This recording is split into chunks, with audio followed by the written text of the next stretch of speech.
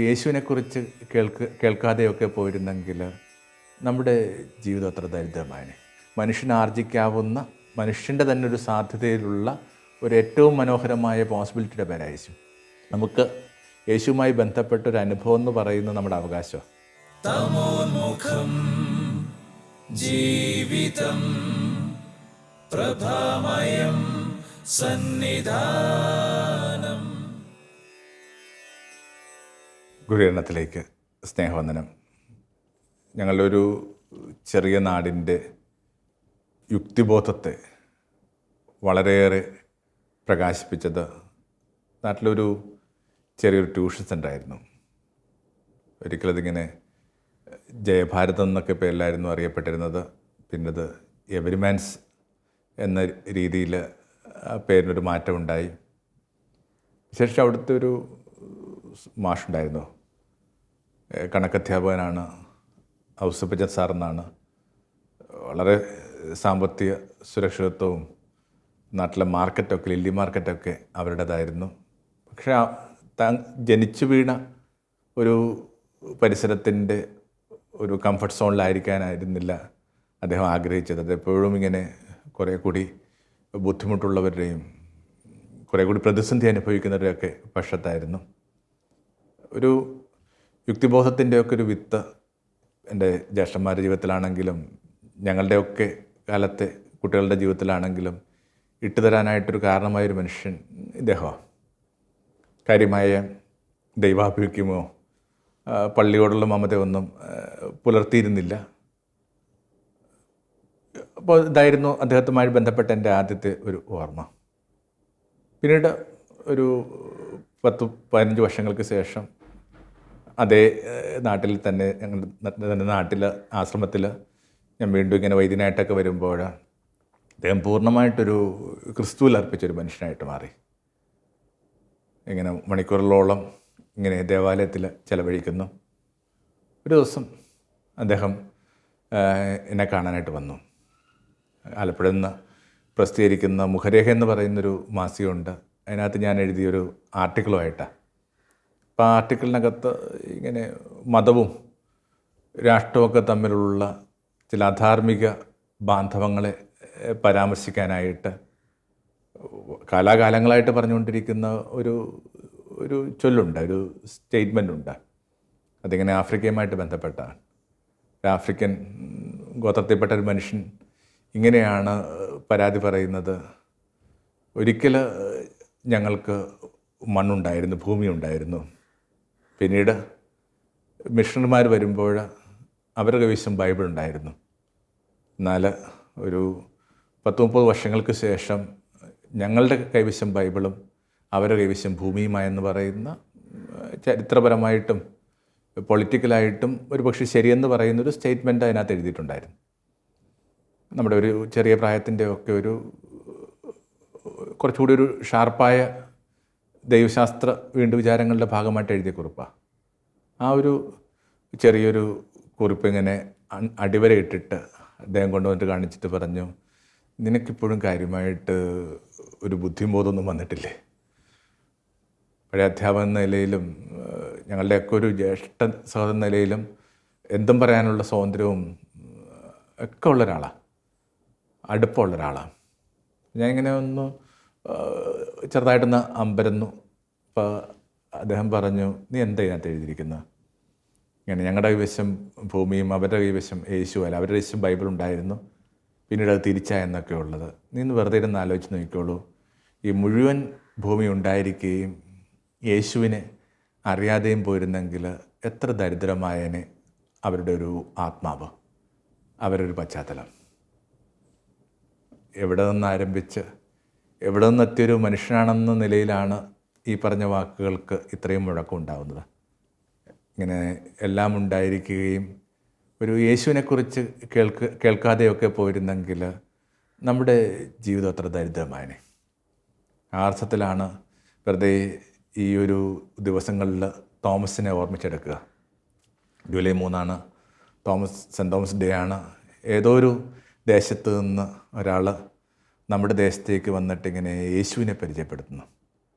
അത് ഏതെങ്കിലും ഒരു മതത്തിൻ്റെ ഒരു കൈമാറ്റം എന്ന നിലയിൽ കണ്ടു കഴിഞ്ഞാൽ പിന്നെ ബുദ്ധിമുട്ടായി. വസ്തുത്തിൽ മനുഷ്യന് സങ്കല്പിക്കാവുന്ന ഏറ്റവും ഭംഗിയുള്ളൊരു മെറ്റഫർ എന്ന നിലയിൽ യേശുവിനെ കണ്ടെത്തിയാൽ നല്ലതായിരിക്കും. ഇപ്പോൾ ഒരു ചെറുപ്പക്കാരനെ ചൂണ്ടിക്കാണിച്ചിട്ട് ഞാൻ പറയുകയാണ്, യേശുവിനെ കണക്കൊരു പുരുഷനാണ് അയാൾ, അല്ലെങ്കിൽ യേശുവിനെ കണക്കൊരു മകളാണ് അവൾ എന്ന് ഒരു സ്റ്റേറ്റ്മെൻറ്റ് പറഞ്ഞിരിക്കട്ടെ. നിങ്ങളിൽ ചിലർക്ക് തോന്നുന്നു അത് അത്രയും പറഞ്ഞാൽ പോരാ, അതിനേക്കാൾ കൂടുതൽ അർഹിക്കുന്നുണ്ടെന്നൊക്കെ വിചാരിച്ചിട്ട് എന്തെങ്കിലും ഒരു കാര്യം ഒരു ആഡ് ഓൺ ചെയ്യാനായിട്ട് നിങ്ങളോട് ആവശ്യപ്പെടുകയാണെങ്കിൽ നിങ്ങൾ എന്താ എൻ്റെ കൂടെ കൂട്ടിച്ചേർക്കും? അപ്പം മനുഷ്യ ഭാവനയുടെ ഏറ്റവും ഭംഗിയുള്ള ഏറ്റവും അൾട്ടിമേറ്റായിട്ടുള്ളൊരു ഭാവന എന്ന നിലയിലാണ് യേശുവിനെ ദേശങ്ങൾക്ക് പിടുത്തം കിട്ടിയത്. അതിങ്ങനെ ഏതെങ്കിലും ഒരു പരമ്പരാഗതമായിട്ട് ആചരിച്ചു കൊണ്ടിരുന്ന കാര്യങ്ങളുടെ വിരുദ്ധമെന്നോ അതിനെ ഏതെങ്കിലും തരത്തിൽ ഒഴിവാക്കുകയോ അല്ലെങ്കിൽ ബൈപ്പാസ് ചെയ്യുകയോ എന്നുള്ള അർത്ഥം പോലും ആയിരുന്നില്ല. യേശു ശിഷ്യന്മാരെ അയക്കുമ്പോൾ എപ്പോഴും പറയുന്നൊരു കാര്യമുണ്ട്, നിങ്ങളെ ഞാൻ കൊയ്യാനായിട്ട് അയക്കുക. അതിൻ്റെ അർത്ഥം എന്താണ്? എല്ലാ തരത്തിലുമുള്ള സംസ്കാരങ്ങളിലും എല്ലാ തരത്തിലുള്ള ബോധങ്ങളിലും ആത്മീയാനുഭൂതികളുടെ വിത്ത് വീണിട്ടുണ്ട്. അപ്പം അത്തരം വിത്തനുഭവങ്ങൾക്കകത്ത് ഒരുപക്ഷെ ഏറ്റവും പ്രഷ്യസ് എന്ന് വിളിക്കപ്പെടാവുന്ന ഒരു ബോധത്തിൻ്റെ പേരാണ് യേശു എന്ന് പറയുന്നത്. ഇങ്ങനെ ഒരു വ്യക്തി എന്ന നിലയിലല്ല, സത്യം പറഞ്ഞാൽ യേശുവിനെ ഒരു പ്രത്യേക കാലഘട്ടം കഴിഞ്ഞ് നമുക്ക് പിടുത്തം കിട്ടേണ്ടത് ഒരു നാമത്തെക്കാൾ കൂടുതലായിട്ട് മനുഷ്യനാർജിക്കാവുന്ന മനുഷ്യൻ്റെ തന്നെ ഒരു സാധ്യതയിലുള്ള ഒരു ഏറ്റവും മനോഹരമായ പോസിബിലിറ്റിയുടെ പേരാണ് യേശു. അപ്പോൾ ആ നിലയിൽ ഒരു പക്ഷേ ലോകത്തെ ഏറ്റവും വലിയ സമ്മാനം നൽകിയ മനുഷ്യരാണ് ഈ അപ്പോസ്തലന്മാരെന്ന് പറയുന്നത്. അവരിങ്ങനെ ദേശത്തിൻ്റെ ഓരോ അതിരുകളിലേക്ക് പോയി. ഒരു കടപ്പുറത്തിരുന്നു കൊണ്ട് യേശു പറഞ്ഞതിങ്ങനെ ഭൂമിയുടെ അതിരുകളിലേക്ക് പോകാനായിട്ടാണ്. ഓർമ്മിക്കണം, അതിനിടയിലുള്ള ഒന്നും വാസ്തവത്തിൽ അവനുമായി ബന്ധപ്പെട്ടവരുടെ അതിരുകളല്ല. ഭാഷയോ ദേശമോ വംശമോ ഗോത്രമോ അതിൻ്റെ ഒരു ടെറിട്ടോറിയൽ എന്ന് വിശേഷിപ്പിക്കാവുന്ന അനുകൂല ഘടകങ്ങളോ ഒന്നും വാസ്തവത്തിൽ ഒരാളുടെ മാനദണ്ഡങ്ങളിൽ പെടുന്നില്ല. ദേശത്തിൻ്റെ അതിരുകളിലേക്ക് പോവുകയാണ്. ഈ ദേശത്തിൻ്റെ അതിരുകളോട് പോയിട്ട് നിങ്ങൾ എന്താണ് പറയാൻ പോകുന്നത്? You are being loved. സ്നേഹിക്കപ്പെടുന്നു പറയുന്ന ഒരു സുവിശേഷമാണ്. അത്രമേൽ ദൈവം ലോകത്തെ സ്നേഹിക്കുന്നു, എത്രമേൽ തൻ്റെ ഏകജാതനെ നൽകുമാറ്. നിങ്ങൾക്ക് അതിൻ്റെ ഒരു ഡോഗ്മാറ്റിക് അർത്ഥത്തിൽ മനസ്സിലാക്കണമെന്ന് പോലും അതിൻ്റെ പോയട്രി എന്ന നിലയിൽ മനസ്സിലാക്കിയാൽ മതി. ഒരു ത്രാസിൽ ഇങ്ങനെ ദൈവമകനെന്ന് കൃത്യമായിട്ട് കണ്ടെത്തുകയോ അവകാശപ്പെടുകയോ ചെയ്ത ഒരാളും മറ്റേ ത്രാസിൽ ഇങ്ങനെ തീരെ നല്ലതല്ലെന്ന് കരുതാവുന്ന തീരെ കുലീനമല്ലെന്ന് കരുതാവുന്ന തീരെ വൾണറബിൾ എന്ന് കരുതാവുന്ന എൻ്റെ ജീവിതവും കൂടി വെച്ച് തൂക്കി നോക്കുമ്പോൾ പെട്ടെന്ന് ഞാനിരിക്കുന്ന തട്ടിന് വല്ലാത്ത ഗ്രാവിറ്റി ഉണ്ടാകുന്നു. മകനിരുന്ന തട്ട് ഇങ്ങനെ ഉയർന്നു പോകുന്നു. അപ്പോൾ മകനേക്കാൾ കൂടുതൽ സ്നേഹിച്ച മകനേക്കാൾ കൂടുതൽ നിങ്ങൾക്ക് മൂല്യം തരുന്ന ഒരാളുണ്ടെന്നുള്ള ആ ഒരു സമാശ്വാസത്തിൻ്റെ പേരായിരുന്നു സുവിശേഷം. ആ അർത്ഥത്തിൽ എനിക്ക് തോന്നുന്നു ഏറ്റവും വലിയ സ്മൃതിയായിട്ട് നമസ്കാരത്തോടു കൂടിയും ദേശം ഈ മനുഷ്യനെ ഓർമ്മിക്കണം. സാർത്ഥ വാഹക സംഘങ്ങളൊക്കെ ഇങ്ങനെ ഭൂമിയുടെ അതിരുകളോളം സഞ്ചരിച്ചു. അതിങ്ങനെ നേരത്തെ സൂചിപ്പിച്ച കണക്ക് ഇങ്ങനെ ഏതെങ്കിലും തരത്തിൽ ഒരു മതവുമായി ബന്ധപ്പെട്ട ഒരു കാര്യമായിട്ട് തോന്നിക്കഴിഞ്ഞാൽ പിന്നെ നമുക്ക് ഒരു കാര്യവും പിടുത്തം കിട്ടത്തില്ല. മനുഷ്യബോധത്തിന് സങ്കല്പിക്കാവുന്ന ഏറ്റവും കുലീനമായ ഭംഗിയായ ഒരു ഓർമ്മയുടെ പേരെന്ന നിലയിൽ യേശുവിനെ പിടുത്തം കിട്ടിക്കഴിഞ്ഞാൽ ആ രീതിയിൽ പറഞ്ഞ് മനസ്സിലാക്കിയെന്നുള്ളതായിരുന്നു വാസ്തവത്തിൽ അവരുടെ ഏറ്റവും വലിയ ബലം. അത് ഏതെങ്കിലും തരത്തിൽ ഒരു ധാർഷ്ട്യത്തിൻ്റെ പശ്ചാത്തലത്തിലല്ല, തങ്ങൾക്ക് മാത്രം അർഹതയുള്ള തങ്ങൾക്ക് മാത്രം കൈമാറാൻ ചെയ്യാൻ പറ്റുന്ന മറ്റുള്ളവർക്ക് ഏതെങ്കിലും തരത്തിൽ അത്രയോളം വലിപ്പമില്ലെന്നൊക്കെ കരുതുന്ന ഒരു രീതിയിലൊന്നും ആയിരുന്നില്ല ഈ സുവിശേഷ കൈമാറ്റം നടന്നിരുന്നത്. ലാറ്റിൻ അമേരിക്കയുടെയൊക്കെ പശ്ചാത്തലത്തിൽ നിന്ന് വന്ന ചില പുസ്തകങ്ങളിലൊക്കെ പറയുന്ന കണക്ക് തങ്ങൾക്ക് എവിടെ നിന്ന് അപ്പം കിട്ടിയെന്ന് ഒരു യാചകൻ കൂട്ടിയാചകരോട് പറഞ്ഞു കൊടുക്കുന്ന അത്രയും വിനീതമായിട്ടും അത്രയും നമ്രതയോടുകൂടിയായിരുന്നു ഈ പറഞ്ഞ സുവിശേഷ ദൂതുമായി വന്ന മനുഷ്യരുടെയൊക്കെ ആ ഒരു അടിസ്ഥാന സമീപനങ്ങൾ. എല്ലാവരും ദരിദ്രരാ. പിന്നെ എന്തിനാണ് നിങ്ങളിങ്ങനെ ചില കാര്യങ്ങളൊക്കെ പറഞ്ഞു നടക്കുന്നത്? അത് ഇന്നലെ ഞാനൊരു വീട്ടിൽ ഭിക്ഷാടനത്തിന് പോയപ്പോൾ എനിക്ക് അവിടെ നിന്ന് ഇത്തിരി ഭക്ഷണം കിട്ടി.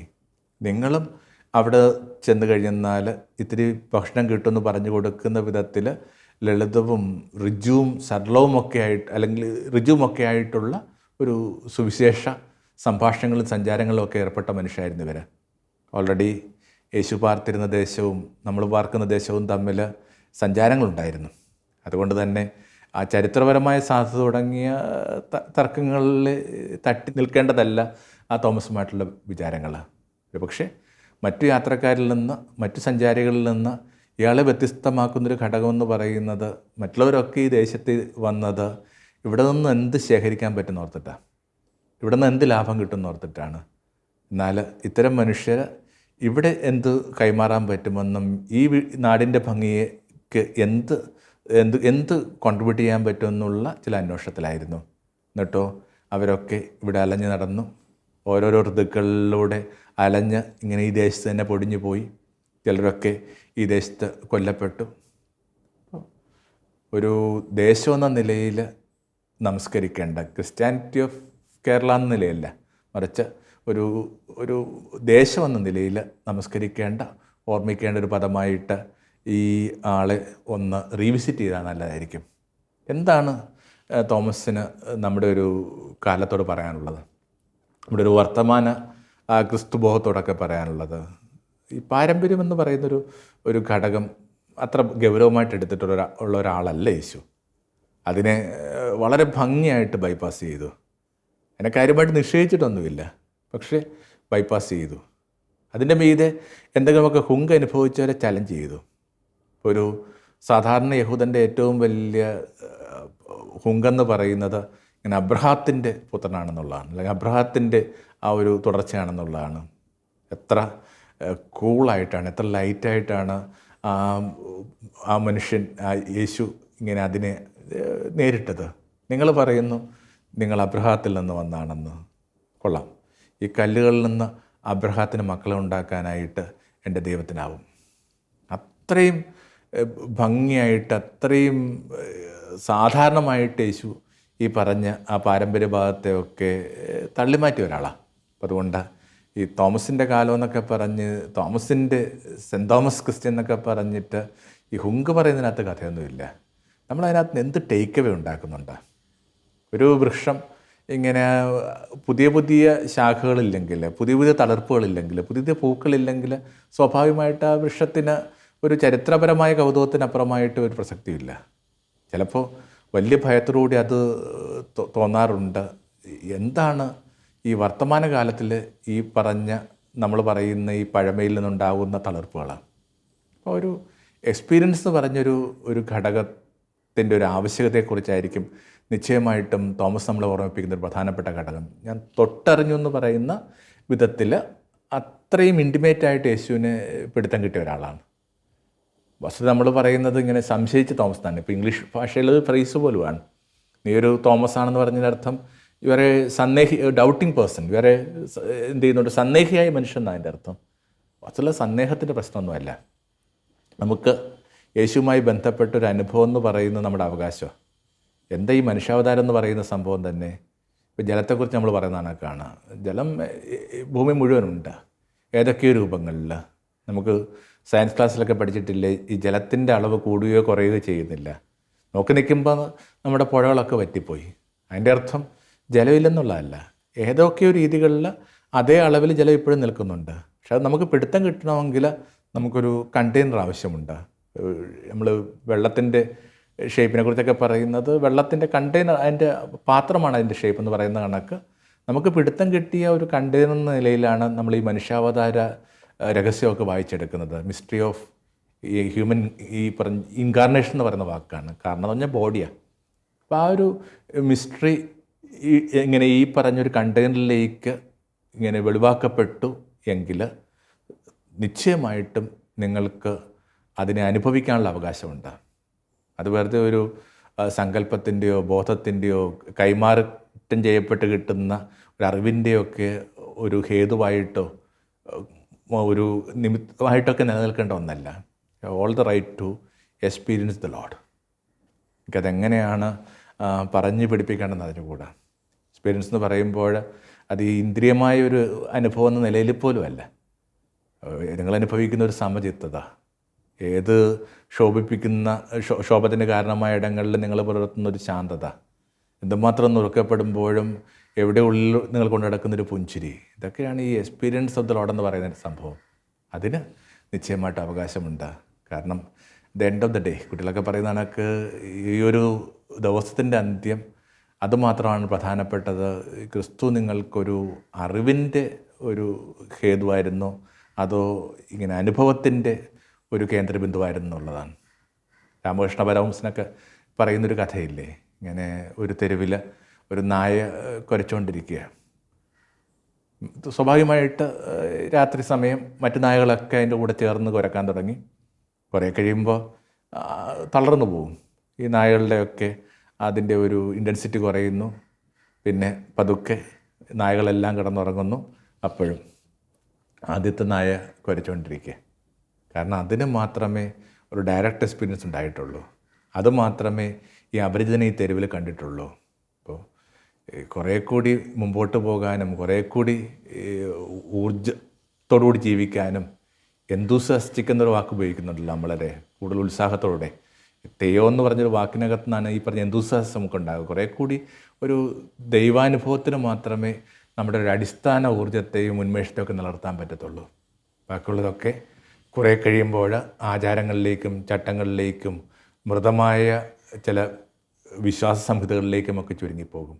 അപ്പോൾ ഒരു അനുഭവമുള്ള മനുഷ്യരുടെ ഒരു സഭാഗാത്രം എന്ന നിലയിൽ വർത്തമാന സഭയെ നമ്മൾ കണ്ടെത്തിയില്ലെങ്കിൽ മറ്റൊരു സ്മൃതിയായിട്ട്, വർത്തമാനത്തിൽ ഒരു തളർപ്പുമില്ലാത്തൊരു സ്മൃതിയായിട്ട് തോമസ് ചുരുങ്ങിപ്പോകും. ആ അപരാധം ചെയ്യാതിരിക്കാനായിട്ട് ശ്രദ്ധിക്കണം. ഈ ഒരു അനുഭവത്തിന് ശേഷമായിട്ടാണ് ഈ മനുഷ്യനിങ്ങനെ അവൻ്റെ സാക്ഷിയായിട്ട് വരിക. യേശു ഉപയോഗിക്കുന്ന വാക്ക് തന്നെ, നിങ്ങളെൻ്റെ സാക്ഷികളാവുക. 2 പേര് വെച്ച് പോകണമെന്നൊക്കെ പറയുന്നതിൻ്റെ അർത്ഥം പോലും അതാണ്. അവൻ്റെ ഒരു യേശു ജീവിച്ചിരുന്നൊരു നാടിൻ്റെ പശ്ചാത്തലത്തിൽ ഒരു കാര്യം ശരിയാണെന്ന് ഉറപ്പുവരുത്തണമെങ്കിൽ എപ്പോഴും 2 പേരുടെ ഒരു സാക്ഷ്യം വേണം. അതുകൊണ്ടാണ് ഈ 2 പേര് വെച്ച് പോകും. ഒരു കമ്പാനിഷിപ്പ് എന്ന് പറയുന്നൊരു നിശ്ചയമായിട്ടും ഒരു വൈകാര്യം ആവശ്യത്തിൻ്റെ പിന്നിലുണ്ട് കേട്ടോ. അതിനെ ഒഴിവാക്കിക്കൊണ്ട് പറയുന്നതല്ല, അതിൻ്റെ ഒരു എക്സൈറ്റിക്കലായ ഒരു അർത്ഥം അതാണ്. അപ്പോൾ പോകുന്നിടത്തൊക്കെ അവൻ്റെ സാക്ഷികളാവുക എന്നുള്ളതാണ്. സാക്ഷിക്ക് ആകപ്പാടെ പറയാനുള്ള ധൈര്യം, ഞാൻ കണ്ടു, ഞാൻ കേട്ടു, ഞാൻ അനുഭവിച്ചു. നിർഭാഗ്യവശാൽ സാക്ഷികളുടെ എണ്ണം ചുരുങ്ങുകയും കാണികളുടെ എണ്ണം വർദ്ധിക്കുകയും ചെയ്യുക ചെയ്തത്. ആ ഒരു അപരാധത്തിലേക്ക് നമ്മൾ പങ്കുചേരുന്ന സഭാഗാത്രവുമൊക്കെ വഴുതിപ്പോകുന്നു എന്നുള്ളതാണ് ഏറ്റവും ഹൃദയഭേദകമായ ഒരു ഓർമ്മ, ഹൃദയഭേദമായൊരു വിചാരം. അനുഭവത്തിൻ്റെ പശ്ചാത്തലത്തിൽ അവനെ കണ്ടുവെന്ന്, അവനെ നിശ്ചയമായിട്ട് നേരിട്ടറിഞ്ഞെന്നൊക്കെ ധൈര്യം പറയാൻ പറ്റുന്ന സാക്ഷികളുടെ ഒരു കാലം രൂപപ്പെടട്ടെ. അതിലേക്ക് നിശ്ചയമായിട്ടും സെൻറ്റ് തോമസ് ഡേയും സെൻറ്റ് തോമസിൻ്റെ ഓർമ്മയും ഒക്കെ ഒരു സ്പ്രിംഗ് ബോർഡ് ആവണം. Thank you. തമോന്മുഖം ജീവിതം പ്രഭാമയം സന്നിധാനം.